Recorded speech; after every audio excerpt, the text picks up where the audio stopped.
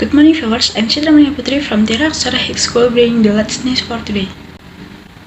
President Joe Biden arrived Friday in Egypt to attend the COP27 climate conference, with the White House touting on president's step to combat the planetary crisis. Biden did to spend only a few hours in Sharm el-Sheikh before continuing his journey to ASEAN and G20 summit in Asia, was also meeting his Egyptian counterpart Abdel Fattah al-Sisi. The White House said Biden's speech to climate conference will discuss our effort to build on the unprecedented work by the United States to reduce emissions, advance the global climate fight, and help the most vulnerable build resilience to climate impact. That's all the news for today. Check this out at cmtvnews.com for the latest update. I'm Citra Putri. Thanks for watching and have a great day. Thank you. Friends, partners, Speaker Pelosi, members of Congress who've traveled here to represent the United States, and fellow leaders. It's an honor to once again participate in this critical summit. And I'd like to thank our host, President Sisi, for bringing us together at this pivotal moment. Thank you, Mr. President.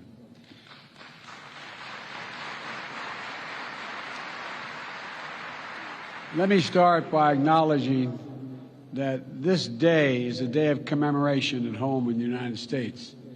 It's Veterans Day.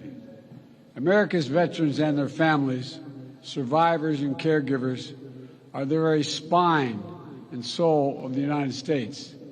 And on this special day, on every day, I honor all of those who sacrificed for our nation like my son.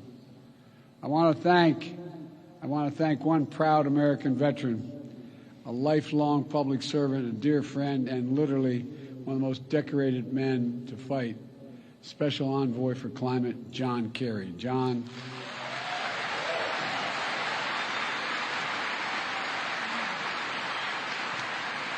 your commitment, your passion, your diplomatic expertise have been absolutely critical to delivering incredible progress on climate issues over the past 2 years. And I thank you, pal. I thank you for being my friend.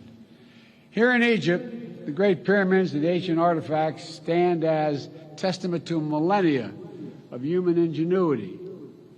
We see our mission to avert climate catastrophe and seize a new clean energy economy not only as an imperative for our present and future, but through the eyes of history.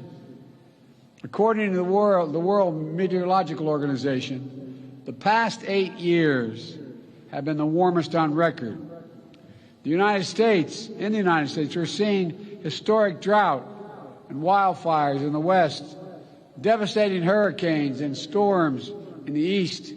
Here in Africa, home to many nations considered most vulnerable to climate change, food insecurity. Hunger follows 4 years of intense drought in the Horn of Africa. Meanwhile, the Niger River in West Africa, swollen because of more intense rainfall, is wreaking havoc on fishing and farming communities. In Nigeria, flooding has recently killed 600 people. 1.3 million more are displaced. Seasonal livestock migration routes have been used for hundreds of years, are being altered, increasing the risk of conflict between herders and local farming communities. The climate crisis is about human security, economic security, environmental security, national security, and the very life of the planet. So today, I'd like to share with you how the United States is meeting the climate crisis with urgency and with determination to ensure a cleaner, safer, and healthier planet for all of us.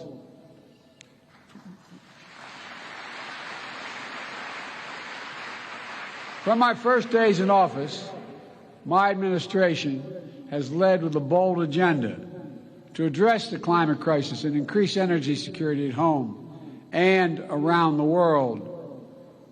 We immediately rejoined the Paris Agreement. We convened major climate summits and reestablished I apologize whoever pulled out of the agreement. We established major economies forum to spur countries around the world to raise their climate ambitions. Last year at COP27 in Glasgow, the United States helped deliver critical commitments that will get 2/3 of the world's GDP on track to limit warming to 1.5 degrees Celsius. Over the past 2 years, the United States has delivered unprecedented progress at home through a generational investment in upgrading our nation's infrastructure. We're making our power grid better able to transmit clean energy, expanding public transit and rail, building nationwide network of electric vehicle charging stations, over 50,000. And this summer, the United States Congress passed, and I signed into law my proposal for the biggest, most important climate bill in the history of our country, the Inflation Reduction Act.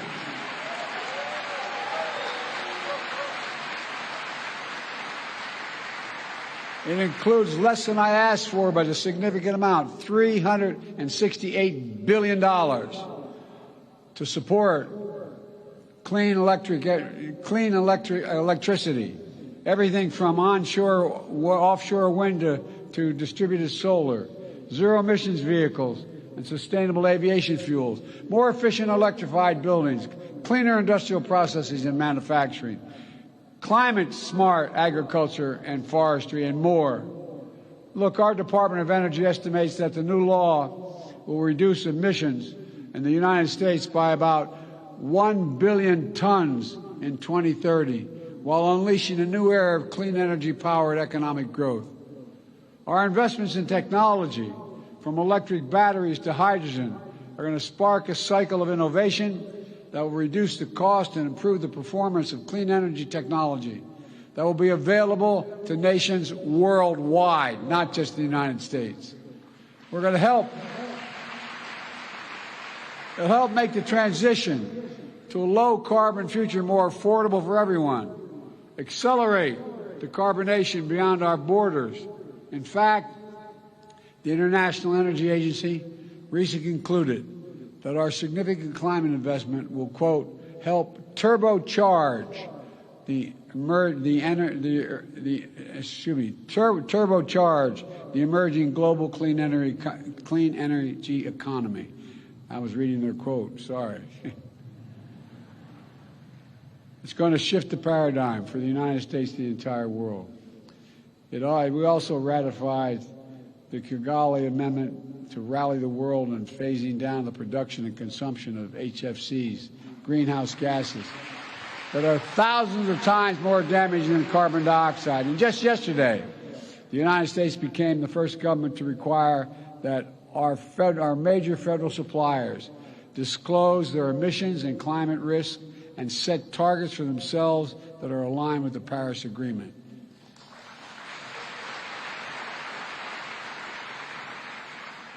As the world's largest customer, with more than $650 billion in spending last year, the United States government is putting our money where our mouth is to strengthen accountability for climate risk and resilience.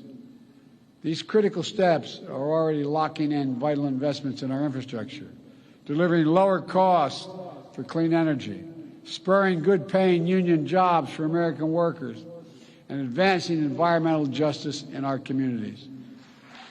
Folks, we're proving that good climate policy is good economic policy. It's a strong foundation for durable, resilient, inclusive economic growth. It's driving progress in the private sector. It's driving progress around the world. And the sum total of the actions my administration is taking puts the United States on track to achieve our Paris Agreement goal of reducing emissions 50 to 52% below 2005 levels by 2030.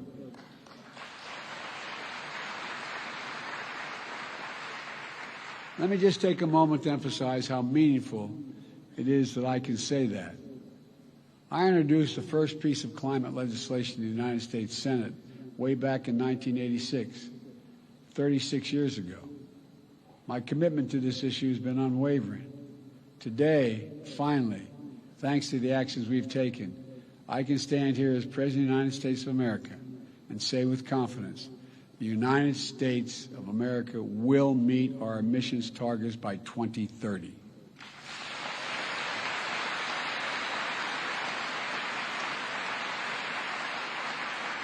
We're racing forward to do our part to avert the climate hell that the UN Secretary General so passionately warned about earlier this week. We're not ignoring harbingers that are already here. It's true, so many disasters, climate crisis is hitting hardest those countries and communities that have the fewest resources to respond and to recover.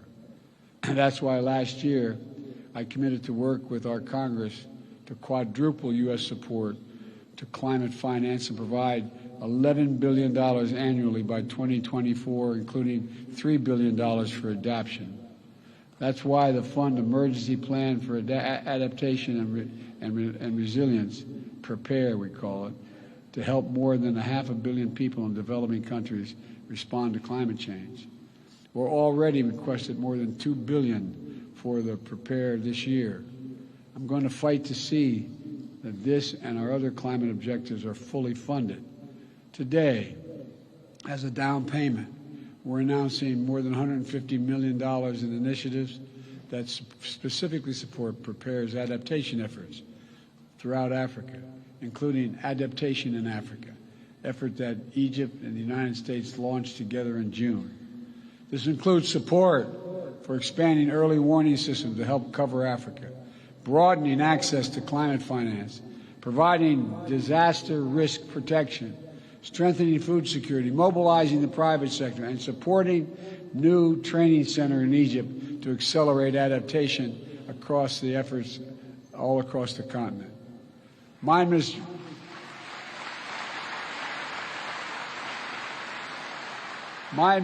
has also made the United States the first ever contributor to the Adaptation Fund last year, and this year we're doubling our pledge to bringing our total commitment to $100 million.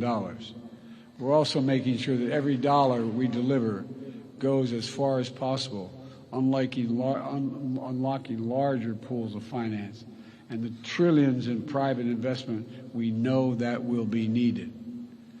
Folks, we're also supporting the Global Shield, a G7 initiative to better protect vulnerable countries everywhere from climate-related losses and quickly respond to climate-related damages. And the G7-led Partnership for Global Infrastructure and Investment is working to meet the critical infrastructure needs in low and middle-income countries with specific focus on climate. The project we're facilitating is built on transparency, partnership, the protections for workers and the environment. One of the many projects already underway is a partnership between American firms and the government of Angola to invest $2 billion building new solar projects in Angola. And like everywhere in the world, climate adaptation in Africa is working toward energy transmissions as just means creating good jobs, spurring inclusive economic growth, and leaving no one behind as we implement the Sustainable Development Goals. Folks, now I know this has been a difficult few years. The interconnected challenges we face can feel all-consuming. And the upheaval we're seeing around the world, especially Russia's brutal attack against Ukraine, is exacerbating food shortages and energy spikes in cost, increasing volatility in those energy markets, driving up global inflation. Against this backdrop, it's more urgent than ever that we double down on our climate commitments. Russia's war only enhances the urgency of the need to transition the world off its dependence on fossil fuels. True energy security means that every nation is benefiting from clean, diversified energy future. No action can be taken without a nation understanding that it can use energy as a weapon and hold the global economy hostage. It must stop.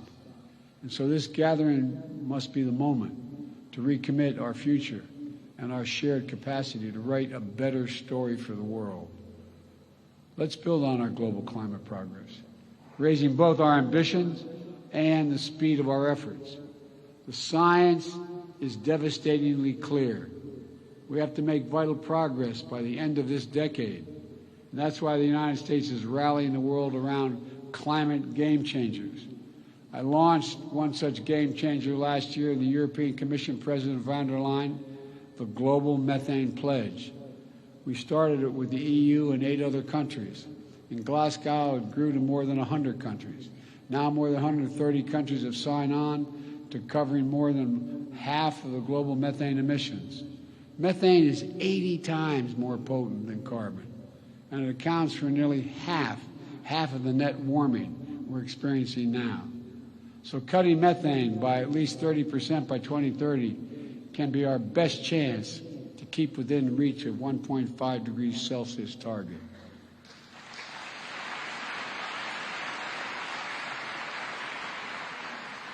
Today, we're releasing an updated Methane Emissions Reduction Act plan, which lays out how the United States is meeting the pledge.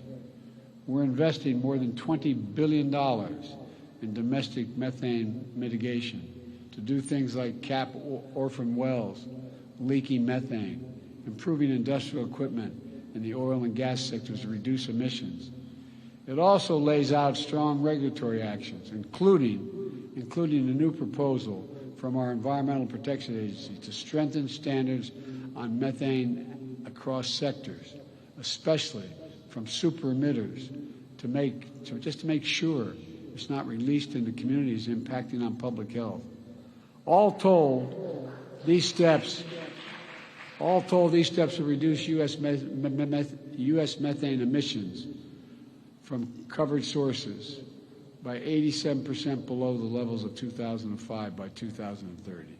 Folks, another game changer is conserving our natural environment, whether it's the Congo Basin's forests and peatlands here in Africa, or the Amazon Basin in South America, or forest, wetlands, grasslands in the United States. Preserving nature is one of the most impactful climate solutions we have.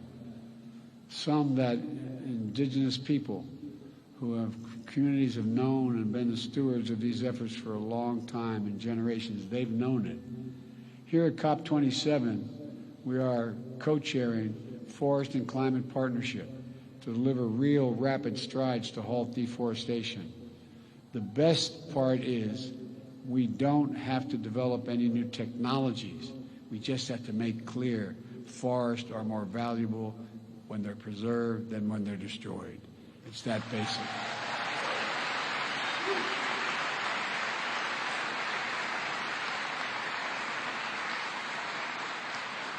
And those who are able should be chipping in to help those countries, in fact, preserve those great forests. We're bringing together partners across the public and private sector and philanthropic sectors to put the healthy ecosystem at the heart of healthy economies. This is it's going to take all of us. It's going to take all of us. We need to harness our capacity to tackle emissions in economic sectors like international shipping. If the shipping sector were a standalone economy, it would rank as the 10th largest emitter in the world. So together with Norway, the United States has launched the Green Shipping Challenge. During this COP, we've seen dozens of commitments from governments as well as ports and private companies to facilitate green shipping corridors and align the sector with the 1.5 degree goal. If we can accelerate actions on these game changers, we can reach our goal. We can keep it within reach as well. But to permanently bend the emissions curve, every nation needs to step up. At this gathering, we must renew and raise our climate ambitions. The United States is acting. Everyone has to act. It's a duty and responsibility of global leadership. Countries that are in a position to help should be supporting developing countries so they can make decisive climate decisions, facilitating their energy transitions, building a path to prosperity and compatible with our climate imperative. If countries can finance coal in developing countries, there's no reason why we can't finance clean energy in developing countries.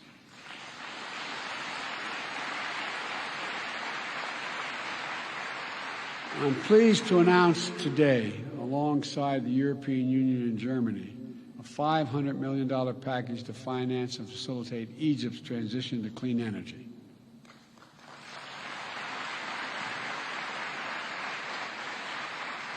This package will enable Egypt to deploy 10 gigawatts of renewable energy by 2030, while bringing offline 5 gigawatts of inefficient gas-powered facilities, reducing emissions in Egypt and power sector by 10%.